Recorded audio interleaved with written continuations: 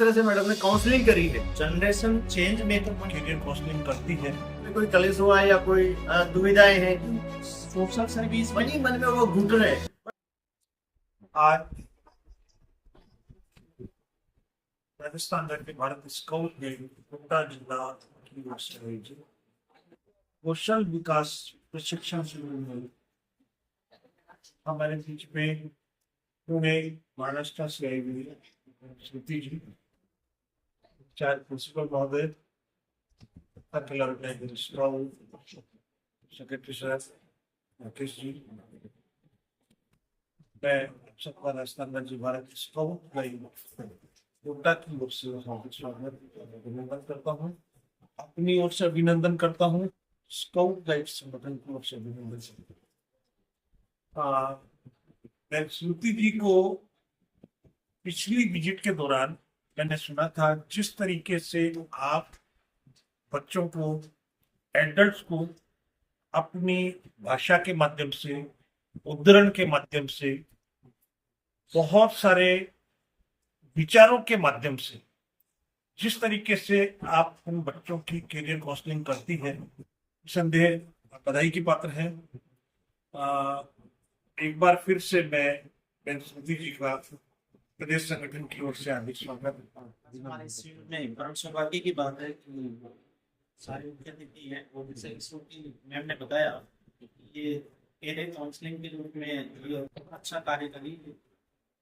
National अपने आप में कोई भी राष्ट्र की सेवा के लिए उद्देश्य स्थापित करना एक अलग बात होती है, लेकिन जनरेशन चेंज मेकर बनना एक अलग बात है। तो जो जनरेशन चेंज मेकर का जो ये रोल अदा करती है, ये बहुत बड़ी बात है अपने आप में। और इतनी कम एज में कई बार क्या होता है कि व्यक्ति इस एज में तो अपने करियर से जूझता रहता है और अपनी गृहस्थी और इस चीजों में लगा रहता है, लेकिन इन्होंने इतनी कम एज में जो राष्ट्र को और जो नई आगामी पीढ़ी को जो चेंज करने का उद्देश्य, जो लक्ष्य अपने हाथ में लिया है, निश्चित रूप से इस शिविर और हमारे विद्यालय परिवार की तरफ से आपको शुभकामनाएं देते हैं कि आप अपने लक्ष्य में 100% कामयाब हैं और देश की सेवा करें, युवाओं को मार्गदर्शन इसी प्रकार से करते रहें। और मैं हमारे बच्चों को भी कई बार मैं खुद भी प्रयासरत रहता हूँ इस बात में कि एकेडमिक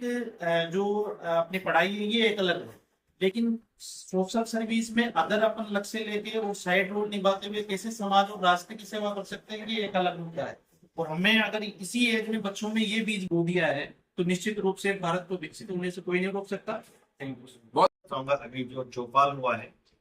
इससे पूर्व हम लोग मैडम श्रुति जी और मैं हमारे जहाँ पे भी हॉबी सेंटर चल रहे हैं, उन हॉबी सेंटर्स पे जाके हमने बालकों को मोटिवेशनल दिया मुफ्ती मैडम के साथ में। तो उनको वहां पर ऐसा लगा कि